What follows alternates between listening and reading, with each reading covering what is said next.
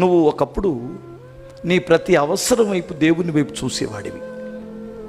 నీ కన్నులు ఎదుట ఎంత ఏ పరిస్థితులు వచ్చినా నువ్వు వాటి వైపు చూడలా. సమస్యల వైపు కాదు, దేవుని వైపు చూసావు. కష్టాల వైపు చూడలా, దేవుని వైపు చూసావు. అప్పుల వైపు చూడలా, దేవుని వైపు చూసావు.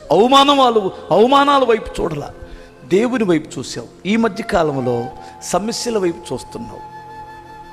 అందుకనే మునగడం ప్రారంభించుతున్నావు. అందుకని ఎందులో నేను అట్లా కట్టడుక్కి వెళ్ళిపోతున్నావు. నీతిమంతుడి విశ్వాస మూలముగా జీవించునని రాయబడి ఉంది. స్తోత్రం చెప్పాలి. ఫస్ట్లో నీకు మంచి విశ్వాసమే ఉంది కదా, ఇప్పుడు ఎందుకు అల్ప విశ్వాసం రానిచ్చావు? విశ్వాసం తగ్గింది, నీకు భయం ఎక్కువైంది.